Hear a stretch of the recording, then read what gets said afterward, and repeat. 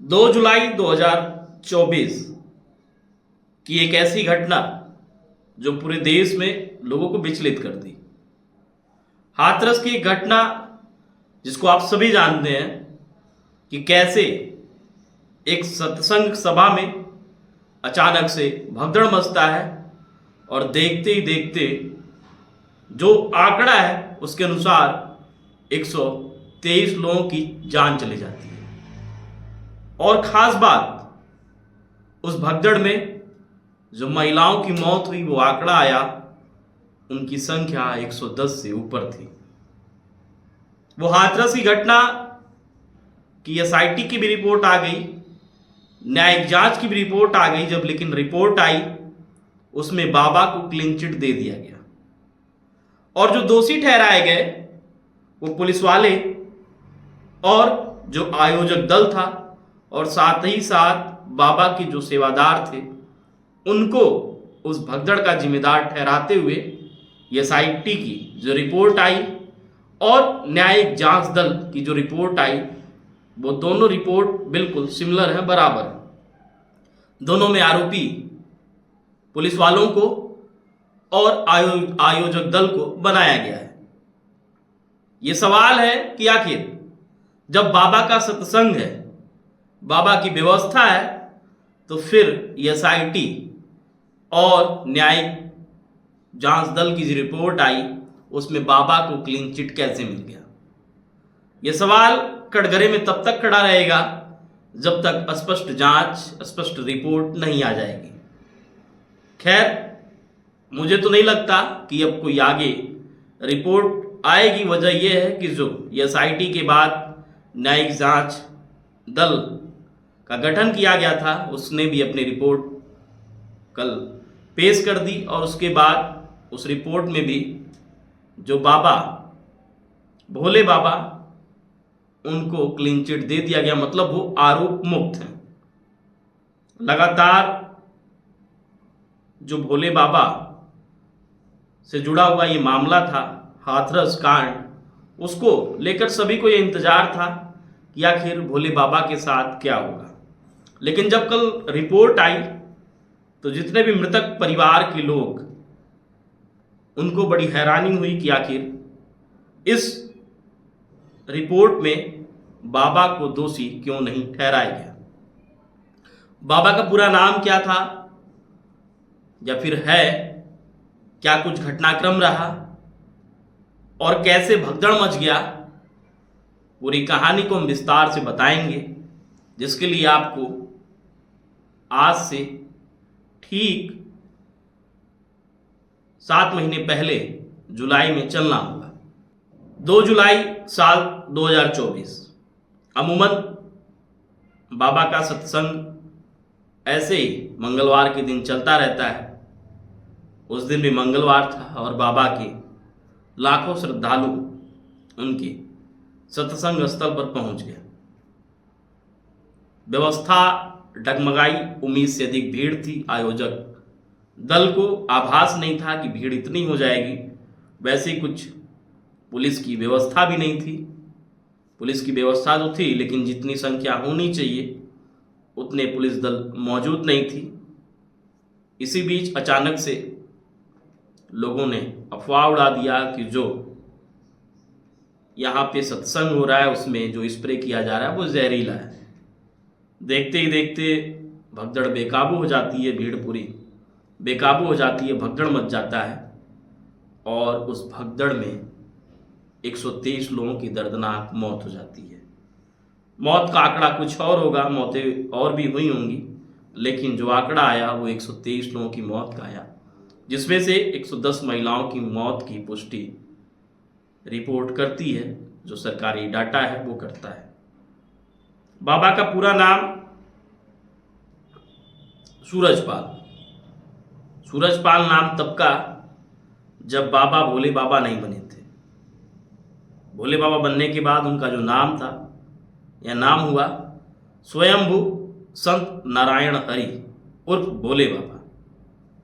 बाबा की कुंडली खंगालने के बाद पता चला कि बाबा साल 1990 तक उत्तर प्रदेश पुलिस में कार्यरत रहे जिसके बाद अचानक से उनके अंदर भोले बाबा अवतरित हो जाते हैं और फिर वो देखते ही देखते भोले बाबा बन बैठते हैं, यानी कि स्वयंभू संत नारायण हरि उर्फ भोले बाबा। फिर क्या था, हमारे देश में अंधविश्वास की जड़ें इतनी मजबूत हैं कि अगर कोई अपने आप को बता दे कि हम भगवान हैं तो भोली भाली जनता को यकीन करने में थोड़ा भी समय नहीं लगता। ऐसा ही कुछ हुआ भोले बाबा के साथ, जब उन्होंने उद्घोष किया कि मेरे अंदर शिव समा चुके हैं, मैं अब नर से नारायण हो चुका हूं, मुझे हरि मानो, तो भोली भाली जनता बाबा की पूजा करने लगी। 35 साल के भीतर ही भोले बाबा स्वयंभू मतलब खुद ही भगवान, ऐसा जनता के मस्तिष्क में घोल कर भर दिए। प्रत्येक मंगलवार को बाबा दरबार लगाते, सत्संग कहते और लाखों श्रद्धालु सामने बैठकर उनके प्रवचन को सुनते। बाबा बाकायदा मंच पर रहते, गद्दी पर बैठते और जो भक्त रहते वो कतारों में, जो टाट होती है, जो चट्टा होता है, उस पर बैठ के बाबा का सत्संग सुनते। समय कुछ भी रहे, ऋतु कैसा भी रहे, धूप हो, गर्मी हो, बरसात हो, बाबा का ये सत्संग चलता रहता। और बाबा जो खुद को स्वयंभू कहते, वो देखते ही देखते जो जनमानस है, जो जनता है, उनके भगवान बन बैठते। खैर, बात करें इस मामले की तो एसआईटी और जांच दल की जो रिपोर्ट आई वो मृतक परिवारों को बेहद ही हैरान करने वाली है। वजह यह है कि उनको उम्मीद थी कि बाबा के खिलाफ ही कोई कठोर कानून, कोई कदम उठाया जाएगा, लेकिन ऐसा कुछ नहीं हुआ। अब तो जांच हो चुकी है। बाबा को जो आश्रम है वो बहादुर नगर में है। कहा जाता है कि बाबा के 3 भाई, एक भाई की मृत्यु के बाद उन्होंने बहादुर नगर में अपना एक बाकायदा ट्रस्ट का निर्माण कराया और वहीं पे सूरजपाल, जो कि स्वयंभू बन चुके हैं, बाबा बन चुके हैं, भोले बाबा, हर मंगलवार को अपना दरबार लगाना शुरू कर दिए। आज भी उनका दरबार चलता है। विवाद और भी, जब बाबा की कुंडली में कंकाल रहा था तो एक केस और भी सुनने को आया, पढ़ने को मिला कि जब घोर कोरोना था पूरे देश में, या फिर यूं कहें कि पूरे विश्व में, जब घोर कोरोना का युग था, सभी अपने घरों से निकलने में झिझकते थे, डरते थे। उस समय भी बाबा फर्रुखाबाद, उत्तर प्रदेश के फर्रुखाबाद में एक सत्संग का आयोजन किए और उस सत्संग में जो पुलिस की तरफ से परमिशन मिला था कि भीड़ जो है 500 रहेगी, 500 से अधिक परमिशन नहीं था, लेकिन बाबा के भक्त इतने अंधभक्त कि 500, 5000 कौन कहे कि 50,000 की भीड़ उस सत्संग में पहुंच जाती है। और फिर उसके बाद बाबा के ऊपर क्या कुछ कानूनी कार्रवाई होती है वो भी बंद बक्से में पड़ा हुआ मिलता है। क्या कुछ कार्रवाई अभी भी वो स्पष्ट नहीं है। खैर, भगदड़ के बाद जो 2 जुलाई 2024 में हुआ, बाकायदा बाबा कुछ दिन अंडरग्राउंड रहे अपने सेवादारों के साथ। और ख़ास बात, बाबा सूरजपाल शायद इस देश के ऐसे पहले बाबा होंगे जो कभी भगवा नहीं पहने। आपके बगल में बाकायदा फोटो दिख रही होगी। जब भी बाबा गद्दी पर बैठते, प्रवचन देना शुरू करते तो सूट बूट में रहते, यानी कि भोले बाबा को अगर सूट बूट वाला बाबा भी कहा जाए तो कोई अतिशयोक्ति नहीं होगी। बाकायदा सफ़ेद पोशाक उनका रहता, सूट बूट में तैयार होके आते, महंगे चश्मे को पहनते और फिर स्वयंभू बनकर भोली भाली जनता को प्रवचन देना शुरू कर देते। खैर,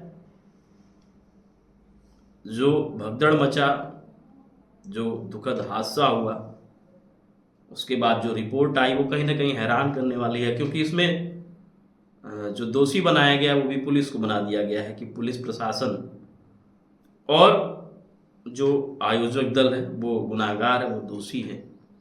और साथ ही में भविष्य के लिए गाइडलाइन भी जारी किया गया है जांच दल कमेटी के द्वारा, भविष्य में ऐसी कोई घटना न हो, तो उसके लिए जब भी किसी बाबा का ऐसा आयोजन हो, प्रयोजन हो, तो बाकायदा पुलिस के उच्च अधिकारी को जाकर वहाँ की स्थिति का जायजा लेना चाहिए कि क्या कुछ व्यवस्था है, सबका एक रूपरेखा, एक गाइडलाइन जारी करनी चाहिए, जिससे भविष्य में कुछ ऐसा संकट न मंडराए देश के ऊपर।